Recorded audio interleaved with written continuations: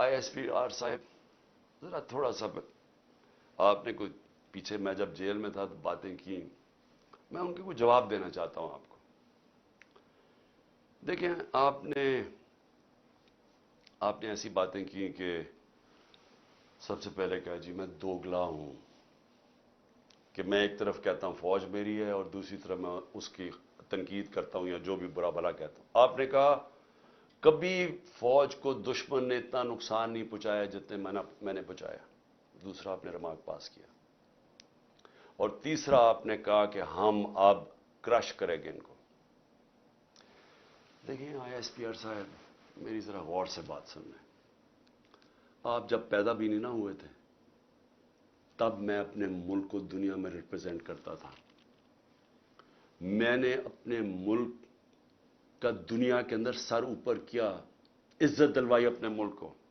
اٹھا کے دیکھ لیں، آپ بھول گئے ہوں گے، آپ پیدا نہیں ہوئے ہوں گے، ذرا پتہ چلوا لیں کہ عمران خان نے کیا پاکستان کی دنیا میں عزت اوپر کی یا نیچے کی.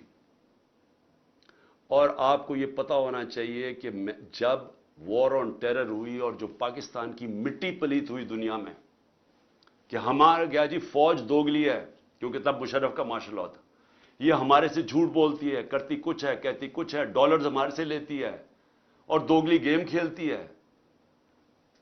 ڈبل گیم، دوگلا تب نام استعمال ہوتا تھا. پاکستان کو ورڈ ہی دوگلا استعمال کرتے تھے، ڈبل گیم کا نام کرتے تھے.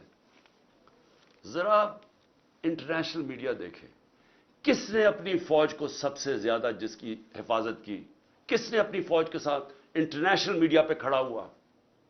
جب اسامہ بن لادن، جب وہ ایبٹ آباد میں جو وہ حادثہ ہوا، آپ کو پتہ ہے بیرون ملک پاکستانیوں کے اوپر جو گزری آپ اندازہ نہیں لگا سکتے. انہوں نے کہا ہمارے سے پیسے لے رہے ہیں اور اسی کو اپنے اکیڈمی کے پاس ایبٹ آباد میں پالا ہوا ہے.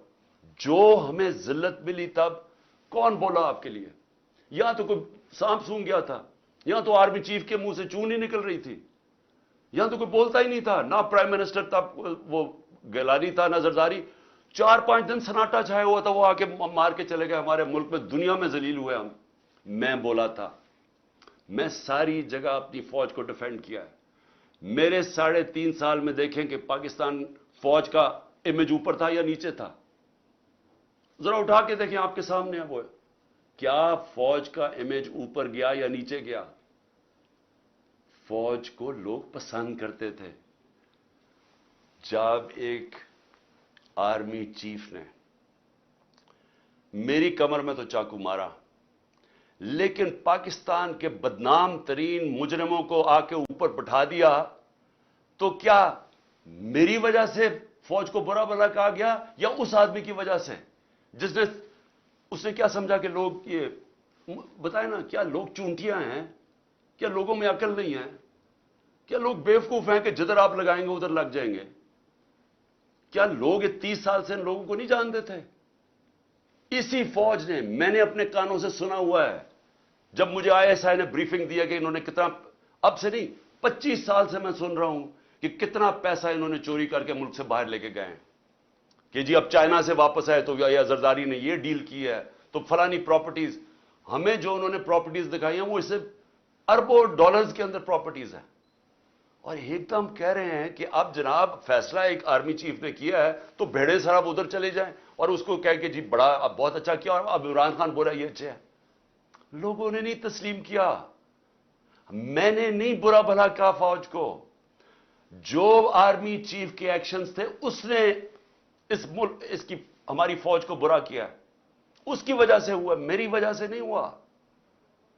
اور یہ کہنا کہ یہ قوم ایکسپٹ کر جائے ان لوگوں کو، کس نے میمو گیٹ کیا تھا؟ کیا حقانی نے جا کے امریکنوں کو نہیں کہا تھا جو کیس لگا تھا سپریم کورٹ میں کہ مجھے، انہوں نے کہا زرداری کہہ رہا ہے کہ مجھے میری فوج سے بچا لو، امریکنوں کو کہہ رہا ہے، یہ میں نے کہا تھا.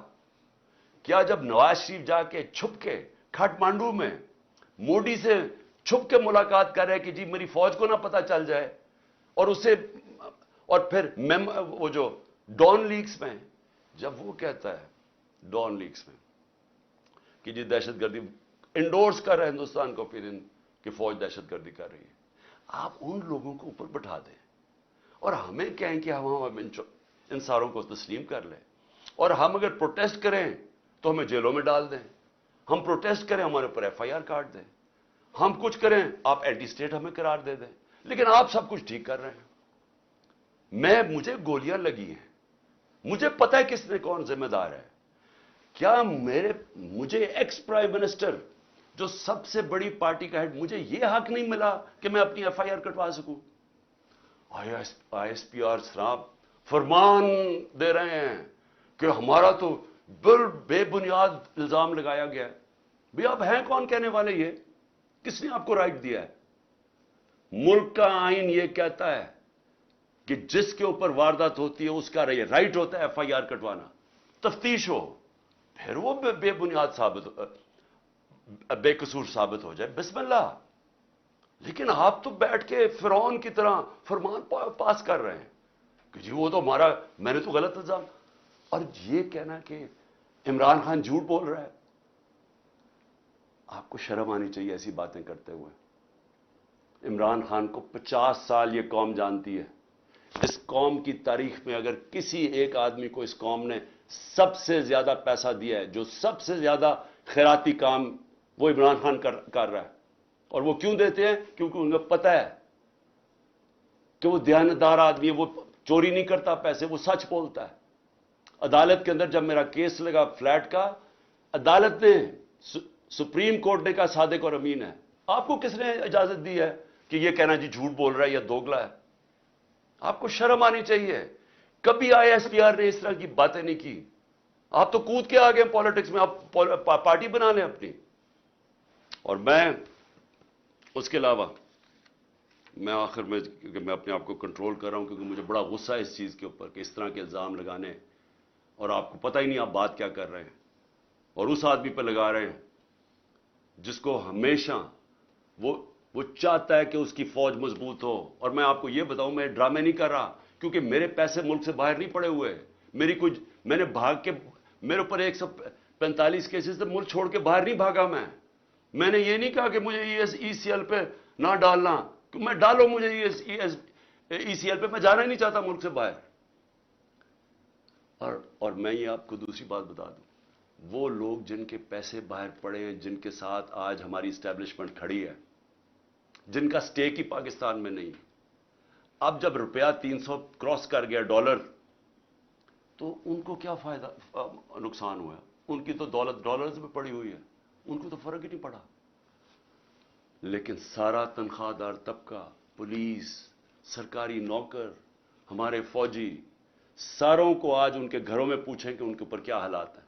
پوچھیں نہ ذرا ان کی بیویوں بیچاری جو بیچاری دیکھ رہی ہیں کہ قیمتیں بڑھتی جا رہی ہیں، ان کی جو، جب باجوہ نے ہماری گورنمنٹ گرائی تھی تو جو 100 روپیہ تھا وہ آج صرف مشکل سے 55-60 روپیہ خرید سکتا ہے، اس کی قیمت صرف 55 سے 60 روپے، اور اب روپیہ اور گرا ہے تو اب اور نیچے چلی جائے گی، مہنگائی اور بڑھ جائے گی۔ کون ذمہ دار ہے اس کا؟ عمران خان ذمہ دار نہیں ہے۔ آج جس آدمی نے سازش کر کے گرایا وہ ذمہ دار ہے۔ اور اگر آپ میں برداشت ہو تنقید کی، کیونکہ تنقید سے اصلاحات ہوتی ہے، آپ ایک معاشرے سے، ادارے سے، ایک انسان، آپ تنقید ختم کر دیں وہ مر جاتا ہے۔ سوویت یونین کیوں ٹوٹی؟ کیونکہ وہاں تنقید ختم تھی۔ وہاں بھی اسی طرح کے، جس طرح آپ آج حرکتیں کر رہے ہیں کہ جو منہ کھولتا ہے اس کے اوپر پڑ جاتے ہیں، وہاں بھی یہی ہو رہا ہے، ہو رہا تھا، وہ ٹوٹ گیا۔ جو بھی معاشرہ آگے بڑھتا ہے اس کے اندر تنقید کی اجازت ہوتی ہے۔ ہم اپنے بچوں کی تنقید کرتے ہیں، یہ میں دوگلا نہیں ہوں۔ اگر میں اپنے بچوں کی تنقید، میں ان سے پیار کرتا ہوں، اپنے بچوں سے ان کی اصلاحات کے لیے تنقید کرتا ہوں۔ یہ کوئی فرعونیت ہی نہیں ہے کہ آپ، ہماری جرت نہیں، ہم کوئی آپ کی کمی ہے کہ ہم تنقید ہی نہیں کر سکتے، کہ ہم تنقید کریں گے تو جناب اب اینٹی سٹیٹ ہو گئے، غداری کا پرچہ ہو گیا۔ اور دیکھیں ہو کیا رہا ہے، یہ جو ہوا ہے، کان کھولیں اپنے اور آنکھیں کھولیں، یہ ملک کدھر جا رہا ہے، جس طرف جا رہا ہے۔ اس وقت ہے آپ کا کہ اندر سے اصلاحات ہو۔ یہ ڈنڈے مار کے اور یہ ہمیں سارے پکڑ دکڑ سے کچھ نہیں ہونے لگا، کیونکہ اسی طرح کا کریک ڈاؤن ایسٹ پاکستان میں بھی تھا، کچھ نہیں ہوا۔ کوئی بھی ایک پولیٹیکل پارٹی کو ڈنڈے مار کے اور جیلوں میں ڈال کے نہیں ختم کر سکتا۔ میری اگر آپ کی سنی تو نہیں آپ نے، لیکن میرے خیال میں کہ آپ کو اس وقت آپس میں ایک بڑا سرکل رکھنا چاہیے، چھوٹے سے بند کمروں سے باہر نکلنا چاہیے اور دیکھنا چاہیے کہ ملک تیزی سے جو تباہی کی طرف جا رہا ہے اس کو ہم کیسے بچا سکتے ہیں۔